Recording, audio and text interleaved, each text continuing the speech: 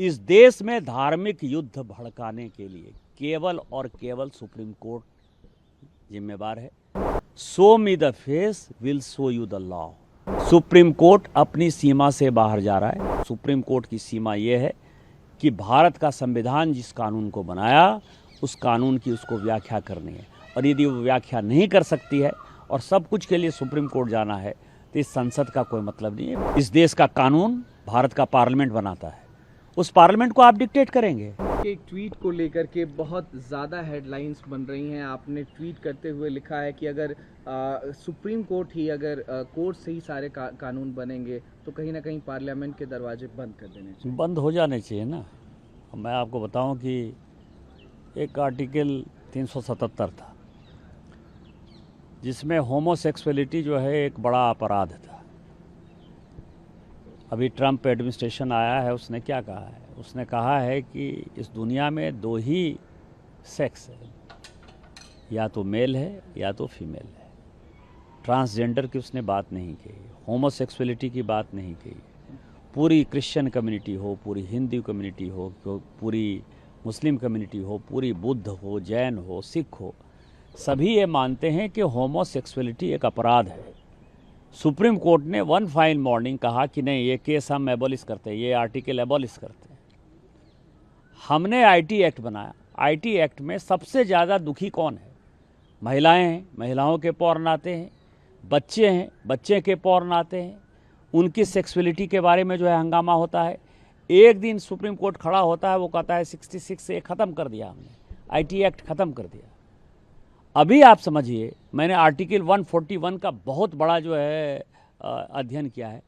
Article 141 कहता है कि हम जो कानून बनाते हैं, हम जो जजमेंट देते हैं, वो लोअर कोर्ट से लेकर सुप्रीम कोर्ट तक लागू है। लोअर कोर्ट से लेकर सुप्रीम कोर्ट तक लागू है, लेकिन कानून बनाने वाला जो है आर्टिकल 368 क्या कहता है? आर्टिकल 368 कहता है कि इस देश के संविधान को, पार्लियामेंट को सभी कानून बनाने का अधिकार है। कानून की व्याख्या करने का अधिकार सुप्रीम कोर्ट का है। वो कह रहा है कि 3 महीने में जो है राष्ट्रपति बता दें कि क्या करना है, 3 महीने में गवर्नर बता दें कि क्या करना है, और उसके बाद आज जो है ये देश राम कृष्ण सीता राधा द्वादश ज्योतिर्लिंग से लेके 51 शक्तिपीठ का है। सनातन की परंपरा है, लाखों साल की परंपरा है। आप जब राम मंदिर का विषय होता है तो आप राम मंदिर में कहते हो कि कागज़ दिखाओ, कागज़ दिखाओ। कृष्ण जन्मभूमि का मामला आएगा मथुरा में तो कहोगे कागज़ दिखाओ। आप जब शिव की बात होगी, ज्ञान वापी मस्जिद की बात आएगी, कागज़ दिखाओ। और आज केवल आप मुगलों के आने के बाद जो मस्जिद बने हैं उसके लिए कहते हैं कि आप कागज़ कहाँ से दिखाओ। इस देश में धार्मिक युद्ध भड़काने के लिए केवल और केवल सुप्रीम कोर्ट जिम्मेवार है। सुप्रीम कोर्ट का एकमात्र उद्देश्य है show me the face will show you the law.